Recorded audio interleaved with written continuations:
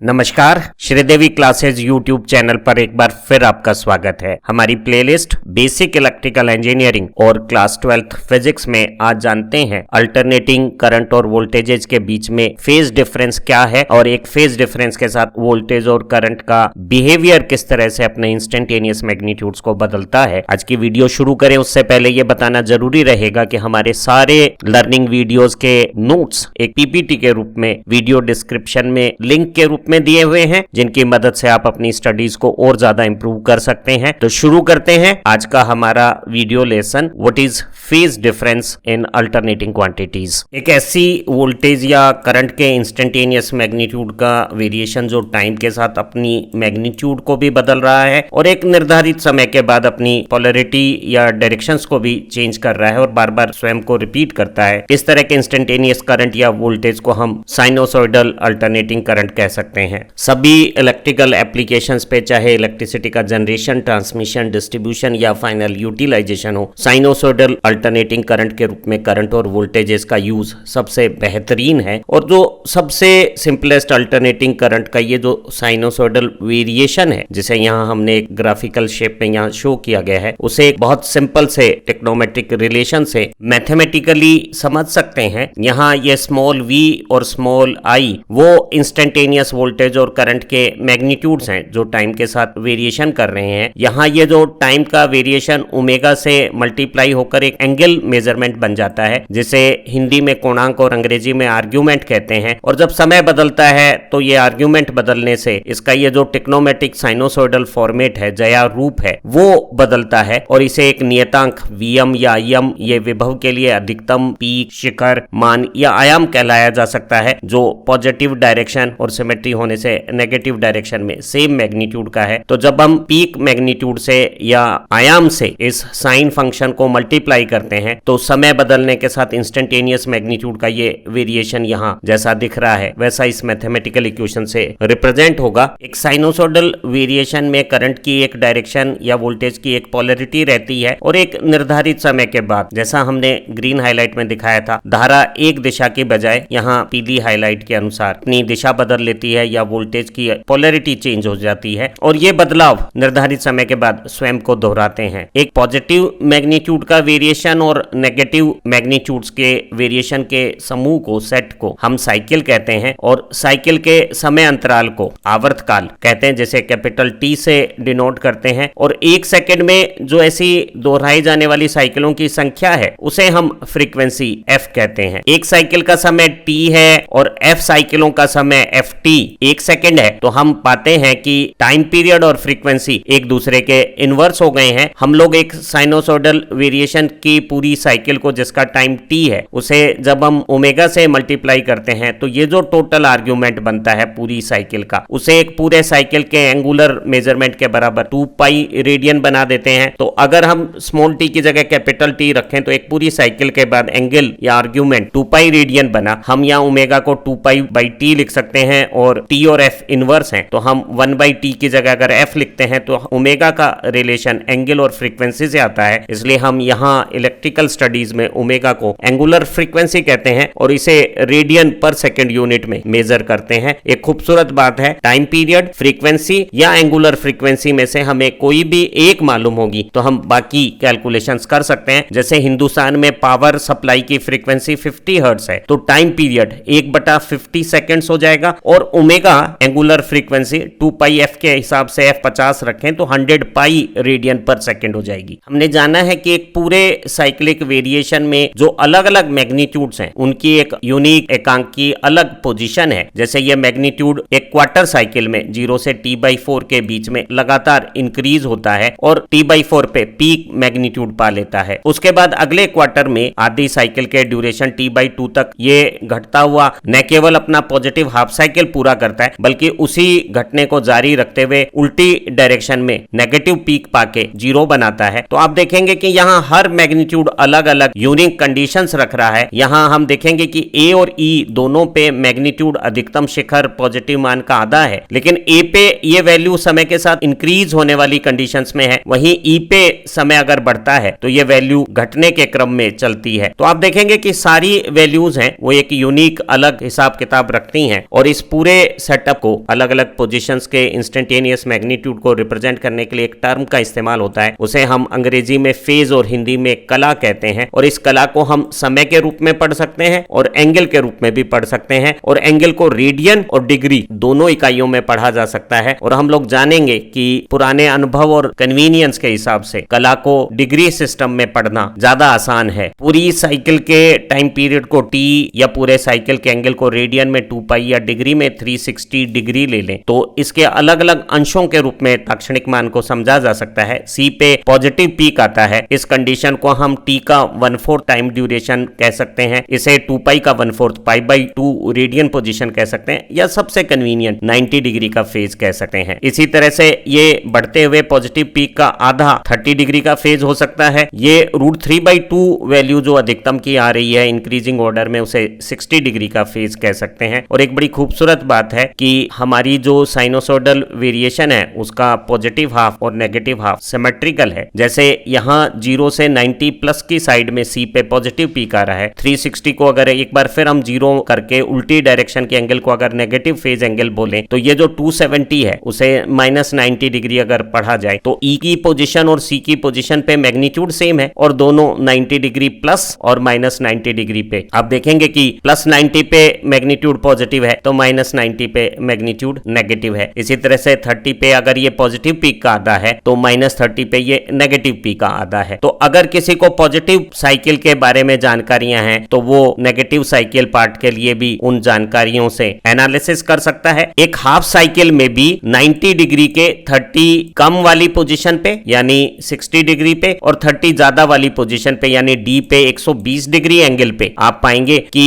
Instantaneous magnitude same है। बस फर्क ये है कि 0 से 90 तक ये लगातार इंक्रीजिंग ऑर्डर में है और 90 से ऑनवर्ड्स ये डिक्रीजिंग ऑर्डर पे है। तो अगर हम 0 से 90 के बीच में साइनोसोडल वेरिएशन को ज्यादा गहराई से समझ लेते हैं तो हमें साइनोसोडल वेरिएशन को समझने में आसानी रहती है। जरा जानते हैं कि 0 से 90 के बीच में साइनोसोडल वेरिएशन क्या बारीक बातें रखता है। एक साइनोसोडल वेरिएशन जो यहाँ काली गहरी लाइन में शो किया हुआ है और एक लीनियर वेरिएशन जो यहाँ हल्की स्ट्रेट लाइन से रिप्रेजेंट हो रहा है, इन दोनों में एक भारी अंतर है। अगर दोनों की समय की शुरुआत में मान समान हो और दोनों अपने अधिकतम शिखर मान के बराबर मान पे एक ही स्थिति पे आ रहे हैं तो हम पाते हैं कि जो साइनोसोडल क्वांटिटी है वो तेजी से बदलते हुए अपने अधिकतम शिखर मान का आधा मान 1/3 अंतराल में यानी 30 डिग्री की कला में ही प्राप्त कर लेती है, जबकि एक रेखीय लीनियर चेंज है वो अपना आधा मान 90 के आधे 45 डिग्री की कला में पाएगा। और उसी समय एक साइनोसोडल वेरिएशन आप देखेंगे कि अपने अधिकतम के 70.7% वैल्यूज पे पहुंच गया है। एक साइनोसोडल मैग्नीट्यूड 0 क्रॉस के समय तेजी से बदल रहा है और वो पहले आधे हिस्से में समय के 71% बदल रहा है और दूसरे आधे हिस्से में ये जो वेरिएशन है आप देखेंगे यहाँ 90 डिग्री तक वो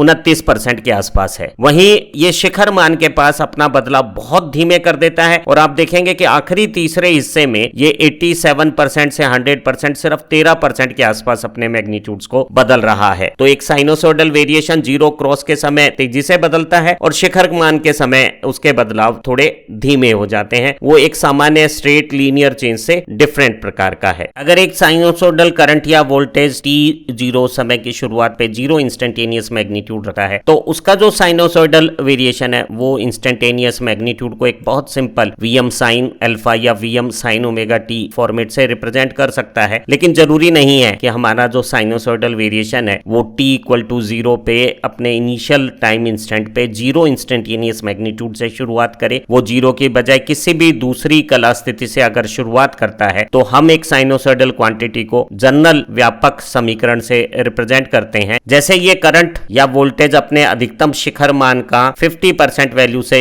शुरुआत हो रही है और वो इंक्रीज हो रही है तो इसकी शुरुआती स्थितियां t0 पे 0 मान की नहीं है। तो ऐसी साइनोसोडल करंट या वोल्टेज को रिप्रेजेंट करते हुए हम यहाँ आर्ग्यूमेंट जो समय के साथ बदलता है उसके साथ एक और कोण का इस्तेमाल करते हैं और इस कोण को हम फेज एंगल या कला कोण कहते हैं। और ये कला कोण तय करेगा कि हमारा जो साइनोसोडल वेरिएशन है उसकी t0 पे इंस्टेंटेनियस मैग्नीट्यूड की कंडीशन किस प्रकार की है। इस थीटा को जो साइनोसोडल वेरिएशन के t0 इंस्टेंटेनियस मैग्नीट्यूड से रिलेट करता है उसे हम फेज एंगल कहते हैं। मुझे जानकारी है कि 30 डिग्री के कला कोण की स्थिति पे साइनोसोडल वेरिएशन का ताक्षणिक मान अधिकतम पॉजिटिव का आधा होता है। तो अगर मेरी कोई वेरिएशन अधिकतम पॉजिटिव के आधे से शुरू होती है और वो इंक्रीजिंग ऑर्डर में है तो उसका कला कोण 30 हो जाएगा। और अब इंस्टेंटेनियस मैग्नीट्यूड समय के साथ इस थीटा वैल्यू को जोड़ने के बाद जो पोजीशंस बनती है उसके अनुसार बदलेगा। अर्थात जब ये पूरा कोण 90 डिग्री हो, जब ये 100 पाई टी, हालांकि टी का मान अगर सेकंड में रखेंगे तो ये रेडियन इकाई में आएगा कोण, लेकिन हम रेडियन को अगर डिग्री में कन्वर्ट कर देते हैं और अगर इसकी वैल्यू किसी टाइम पे 60 डिग्री आती है तो ये 60 और 30 जुड़ के 90 होने पे आप पाते हैं कि उस टाइम पे हमारा पॉजिटिव पीक ही आ जाएगा। तो आप देखेंगे कि ये जो साइनोसॉइडल वेरिएशन है वो एक स्टैंडर्ड हमारी t0 पे 0 मान से शुरू होने वाले वेव के जैसे ही वेरिएशंस को रिप्रेजेंट कर रहा है, लेकिन ये जो वेरिएशन है वो समय में अपने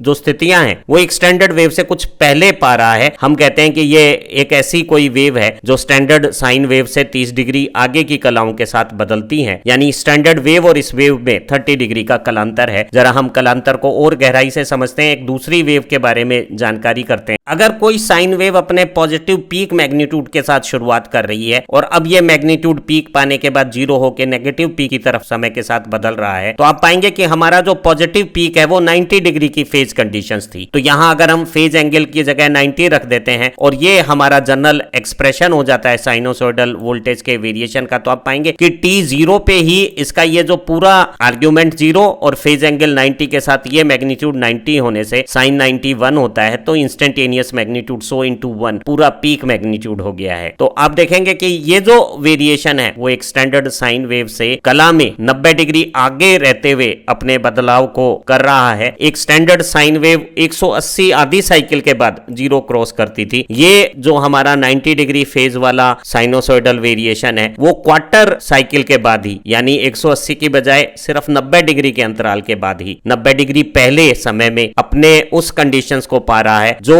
एक स्टैंडर्ड साइन वेव प्राप्त कर रही है। हमने पिछली वीडियो में डिटेल से पाया था कि अगर कोई साइन वेव नेगेटिव पीक से शुरुआत करती है और उसके बाद वो 0 वैल्यू पाके पॉजिटिव हाफ साइकिल को ट्रेवल करती है तो उसकी ये जो कला स्थिति है वो -90 की कला स्थिति है और साइन ओमेगा टी -90 को कोई माइनस को साइन फंक्शन कह के भी रिप्रेजेंट कर सकता है। और आप देखेंगे कि ये जो वेव है वो समय में 90 डिग्री की कला आने के बाद वैसी स्थितियां पालेगी जो स्टैंडर्ड साइन वेव की t0 कंडीशंस पे, जैसा कि हमने यहाँ नीली कर्व से दिखाया हुआ है, उस तरह की होंगी। तो आप पा रहे हैं कि ये जो मेरी 90 डिग्री माइनस कला कोण की वेव है वो वैसी ही स्थितियां पा लेती है जो एक स्टैंडर्ड साइन वेव की है, लेकिन ये सारी स्थितियां समय में 90 डिग्री बाद आती हैं, तो ये समय में 90 डिग्री पिछड़कर अपना बदलाव कर रही है, ऐसा हम समझ सकते हैं। एक स्टैंडर्ड साइन वेव जब t0 पे 0 इंस्टेंटेनियस मैग्नीट्यूड से शुरू होती है तो वो 45 डिग्री की कला स्थिति पे अपने अधिकतम पॉजिटिव पीक का 70.7% वैल्यू प्राप्त कर लेती है। और क्योंकि पॉजिटिव सेक्शन और नेगेटिव सेक्शन में ओड सिमेट्री है तो ये 45 डिग्री पॉजिटिव एंगल पे जितना पॉजिटिव चेंज होगी उतना ही नेगेटिव 45 डिग्री पे नेगेटिव चेंज होगा। तो अगर कोई साइनोसॉइडल वेरिएशन अपने पीक मैग्नीट्यूड के नेगेटिव 70.7% वैल्यू से शुरू हो रहा है और इंक्रीजिंग ट्रेंड पे है तो इसकी कला स्थिति को हम तुलना करके -45 डिग्री की कला स्थिति मान सकते हैं। और अब ये वेरिएशन समय के साथ एक स्टैंडर्ड साइन वेव से 45 डिग्री पिछड़कर पीछे रहते हुए हो रहा है। तो हमने देखा कि हम अलग अलग कला स्थितियों से शुरू होने वाली वेव को स्टैंडर्ड साइन वेव से कंपेयर करके देख सकते हैं कि उन दोनों के बीच में कितना कलांतर है। जरा कलांतर को दो एक साथ तरंगों की तुलना करते हुए समझते हैं ताकि हमारा विषय समझ ज्यादा बेहतर हो सके और हम बाद के डिटेल एनालिसिस में भी इस कंसेप्ट फेज डिफरेंस या कलांतर का प्रयोग कर सकें। एक सरल उदाहरण के साथ शुरुआत करते हैं। एक सरल उदाहरण से कलांतर समझे उससे पहले एक और फंडामेंटल कंसेप्ट को समझते हैं। किसी भी जया प्रत्यावर्ती विभव या धारा को, साइनोसॉइडल अल्टरनेटिंग करंट को, जो इंस्टेंटेनियस मैग्नीट्यूड का वेरिएशन है उसे हम शिखर या पीक मैग्नीट्यूड के साथ फ्रीक्वेंसी या एंगुलर फ्रीक्वेंसी का इस्तेमाल करते हुए साथ में t0 पे जो कला स्थिति है उसको रिप्रेजेंट करते हुए कला कोण के साथ इस तरह से ग्रीन हाईलाइट में आए हुए एक्सप्रेशन से रिप्रेजेंट कर सकते हैं। यहाँ ओमेगा और t का ये जो मल्टीप्लीकेशन है, t सेकंड में और ओमेगा रेडियन पर सेकंड में हो, तो ये जो एंगल है वो रेडियन इकाई में आ रहा है। तो एक ट्रू मैथमेटिकल सेंस में हमें कला कोण थीटा को भी रेडियन इकाई में लिखना चाहिए और ये जोड़ करते समय दोनों समान यूनिट सिस्टम के साथ समेशन होना चाहिए। लेकिन हम सुविधा के लिए थीटा को डिग्री में लिखना पसंद करते हैं और जब जोड़ जैसी अगर गणनाएं करनी हो तो जो रेडियन एंगल में कहीं पाई नोटेशन आ रहा है वहां पाई की जगह 180 करके इन दोनों दोनों को डिग्री में बदलकर फिर साइन कैलकुलेशंस कर सकते हैं। लेकिन यहाँ इसे डिग्री में रखने का एक लाभ प्रत्यक्ष है, वो ये है कि हमें अक्सर कला कोण कितना है वो या ताक्षणिक मान किस तरह से बदलता है वो गणनाएं हमारे लिए इतनी महत्वपूर्ण नहीं होती, बल्कि हमारे लिए ज्यादा महत्वपूर्ण होता है कि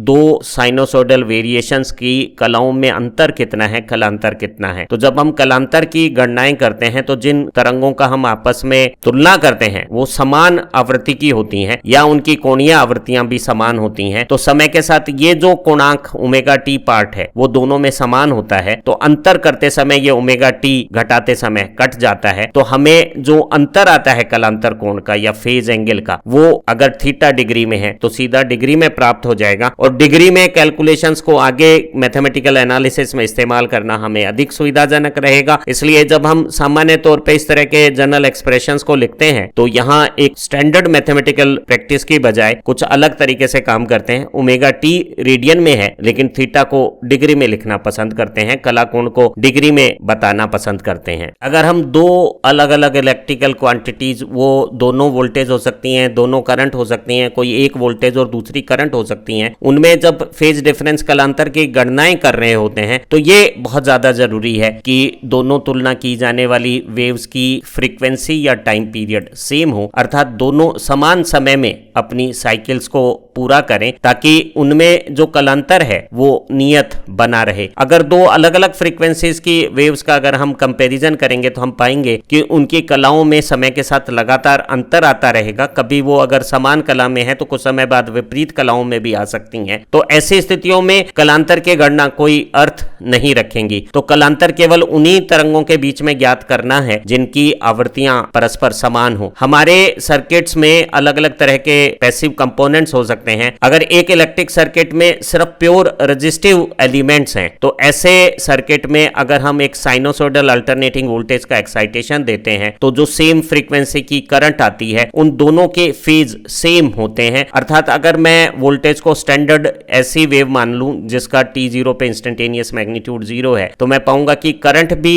सेम फेज का होगा। और ऐसे स्थिति में दोनों के न केवल मैथमेटिकल एक्सप्रेशन एक जैसे हैं बल्कि दोनों के पॉजिटिव पीक भी एक ही समय स्थिति पर आ रहे हैं और दोनों डिक्रीज होते समय जीरो क्रॉस पॉजिटिव से नेगेटिव होने का भी एक साथ बनाएंगे, नेगेटिव पीक भी एक साथ आएंगे। अर्थात हम कह सकते हैं कि एक प्योर रेजिस्टेंस में वोल्टेज और करंट दोनों हर समय समान कला की स्थितियों में परिवर्तन हो रहे हैं। अगर एक इलेक्ट्रिक सर्किट में रेजिस्टेंस और इंडक्टेंस दोनों हो तो ऐसे सर्किट को हम एक आरएल सर्किट कहते हैं। और प्रतिरोध और प्रेरकत्व दोनों वाले, रेजिस्टेंस इंडक्टिव दोनों प्रॉपर्टी रखने वाले आरएल सर्किट में अगर हम स्टैंडर्ड वोल्टेज देते हैं इंस्टेंटेनियस मैग्नीट्यूड t0 पे 0 रखने वाली, जिसका कि एक्सप्रेशन में कला कोण को हमने 0 लिया तो ये इंस्टेंटेनियस मैग्नीट्यूड शिखर मैग्नीट्यूड के साथ साइन ओमेगा टी रूप रखता है। तो हमारा जो आरएल सर्किट का करंट है वो कला में वोल्टेज से थीटा डिग्री पीछे रहता हुआ यहाँ माइनस साइन के साथ हम यहाँ प्रदर्शित करेंगे। और इन दोनों के जो वेरिएशन है यहाँ पीली हाईलाइट में देखिए, ये ऊपर हमने वोल्टेज का वेरिएशन दिखाया हुआ है और ये नीचे करंट का वेरिएशन है। और इन दोनों वेरिएशंस में आप देखेंगे कि जो वोल्टेज की कला स्थिति है वैसी ही कला स्थिति करंट की आएगी, लेकिन वो समय में कुछ देर बाद आती है। तो करंट यहाँ वोल्टेज से कला में थीटा पीछे के साथ रहते हुए बदलता है। हमारे आरएल सर्किट में वोल्टेज से जो करंट आ रहा है वो दोनों सेम फ्रीक्वेंसी के हैं, दोनों की एंगुलर फ्रीक्वेंसी या लीनियर फ्रीक्वेंसी या टाइम पीरियड सेम है। तो हमारी जो वोल्टेज है वो अपने जीरो इंस्टेंटेनियस से पॉजिटिव और नेगेटिव साइकिल पूरा करते हुए एक बार दोबारा जीरो इंस्टेंटेनियस मैग्नीट्यूड बनाते हुए अगली साइकिल का रिपीटिशन एक टाइम पीरियड के बाद कर रही है। तो आप देखेंगे कि करंट वेव भी जो अपने किसी नेगेटिव मैग्नीट्यूड से शुरू होके जीरो वैल्यू पाके पूरा पॉजिटिव हाफ करके नेगेटिव साइकिल का वो बचा हुआ हिस्सा जो यहाँ ट्रेवल हो गया था उसके बाद बचा हुआ हिस्सा पूरा करके एक फिर नए रिपीटिशंस की तैयारी उतने ही समय में कर लेती है जितने समय में हमारा वोल्टेज वेरिएशन का एक साइक्लिक वेरिएशन हुआ है। तो दोनों के पूरे एक साइकिल और पूरी साइकिल का जो 360 डिग्री कला बनाने का जो समय अंतराल है वो एक समान है। अगर हम वोल्टेज के वेरिएशन और करंट के वेरिएशंस के बीच में इस कला कोण को समझें तो हम पाते हैं कि थीटा कोण बाद जो करंट की स्थिति है वो वैसी है जैसी वोल्टेज की T0 कंडीशंस पे थी। और अब T0 के बाद जिस तरह से वोल्टेज ने अपना बदलाव पूरी आधी साइकिल में किसी T/2 टाइम इंटरवल में किया था, उतनी ही टाइम इंटरवल में हमारी करंट की वेव भी एक अपनी आधी साइकिल यहाँ देखिए आप बना रही है। और आप देखेंगे कि करंट का ये पॉजिटिव से नेगेटिव होते समय जीरो क्रॉस है, वो वोल्टेज के जीरो क्रॉस से कला में फिर देखिए थीटा पीछे है। आप यही तुलना पॉजिटिव पीक के लिए भी कर सकते थे। वोल्टेज का पॉजिटिव पीक समय में पहले आ गया है, करंट का पॉजिटिव पीक समय में कुछ देर बाद आया है। और ये जो अंतर है समय में, उसे अगर हम कोण में नापें तो वो कोणांक थीटा आएगा। और करंट की स्थिति वोल्टेज की स्थिति से समय में बाद में आ रही है, तो हम कह रहे हैं कि करंट पीछे है और वोल्टेज आगे है और दोनों में कलांतर थीटा है। जो वोल्टेज की जीरो क्रॉस करते समय, पॉजिटिव पीक करते समय 2 नंबर स्थिति या ये पॉजिटिव से नेगेटिव होते हुए जीरो क्रॉस या नेगेटिव पीक की जो स्थिति 4 हमने नीली अंकों से दिखाई हुई है, वैसी स्थिति आप देखिए करंट की वोल्टेज से कुछ समय बाद हो रही है। ये पॉजिटिव पीक भी करंट का वोल्टेज के पॉजिटिव पीक से समय में बाद में आ रहा है। ये जीरो क्रॉस भी आप देखिए करंट की वोल्टेज से 3 नंबर स्थिति समय में बाद में आ रही है। और आप देखेंगे कि ये अंतर, ये जो कला की स्थिति में अंतर है, चाहे वो जीरो इंस्टेंटेनियस मैग्नीट्यूड का हो, पॉजिटिव पीक का हो या नेगेटिव पीक का हो, ये अंतराल बराबर है। और करंट हर कला स्थिति में वोल्टेज की कला से थीटा पीछे की कला के साथ है। हमारे किसी दूसरे सर्किट में ये कलांतर थीटा कोई और मान रख सकता है और करंट वोल्टेज से आगे की कला में होते समय यहां प्लस थीटा भी हो सकता है। तो आप देखेंगे कि दो समान फ्रीक्वेंसी की जो तरंगे हैं उनके बीच में कलांतर पूरी चक्रीय परिवर्तन के दौरान एक समान बना रहता है। और सबसे बेहतरीन है कि हम कलांतर की गणना करते समय जीरो क्रॉस करते हुई जो स्थितियां हैं, जो डायरेक्शन अल्टरेशन के दौरान आती है, जैसे ये 1-1 या ये 3-3, इनमें तुलना करें। ध्यान रहे तुलना करते समय 1 की तुलना इस 3 से नहीं करनी है, क्योंकि ये भी जीरो है, ये भी मान जीरो क्रॉस का है, लेकिन ये 1 नंबर स्थिति नेगेटिव से पॉजिटिव होते हुए जीरो है, जबकि 3 नंबर स्थिति पॉजिटिव से नेगेटिव होते हुए जीरो है। तो हम ऐसी स्थितियों के अंतर से जो समय में आ रही है हमारे सामने, उससे दो तरंगों के बीच में कलांतर की जानकारी प्राप्त कर सकते हैं। और जो तरंग समय में पहले आ रही है, जैसे यहाँ नीला 1 नंबर स्थिति जो वोल्टेज की है, वो करंट से थीटा एंगल पहले आ रही है, तो हम कह रहे हैं कि वोल्टेज करंट से थीटा आगे है या करंट वोल्टेज से थीटा कला कोण पीछे की कला में है। और यह कला कोण थीटा का मान अलग अलग परिपथ स्थितियों में अलग हो सकता है और करंट लैगिंग के बजाय लीडिंग कंडीशंस पे भी हो सकता है। हम जब विषय को और गहराई से जानेंगे तो इस विषय के बारे में और जानकारियां हमें समझ आएगी और हम पाएंगे कि करंट और वोल्टेज के बीच में कलांतर से परिपथ की शक्तियों का निर्धारण होगा। और कला कोण समझना किसी भी प्रत्यावर्ती परिपथ को समझने के लिहाज से सबसे महत्वपूर्ण जानकारी है। हम अपनी अगली वीडियो में इंस्टेंटेनियस ये जो वेरिएशन है मैग्नीट्यूड का, वो कितने नियत धारा के बराबर है या अल्टरनेटिंग करंट की एवरेज और आरएमएस वैल्यूज क्या है, उसके बारे में जानकारी प्राप्त करेंगे। और हमारी दूसरी वीडियोस से आप power calculation, power factor calculations के बारे में भी जानकारियां कर सकते हैं। अगर आपको हमारा ये लर्निंग लेसन्स पसंद आ रहा है तो इसे अपने दोस्तों के साथ शेयर कीजिएगा और चैनल को सब्सक्राइब करते समय बेल आइकन भी प्रेस कीजिएगा, ताकि आपको हमारे सारे नए वीडियो लेसन्स के बारे में जानकारियां मिलती रहे। हम जल्दी आपको एक नई वीडियो के साथ मिलेंगे। तब तक आप डिस्क्रिप्शन में पीपीटी के रूप में जो नोट्स अवेलेबल हैं उनका इस्तेमाल करके अपने स्टडीज को और इंप्रूव करें। Thank you very much.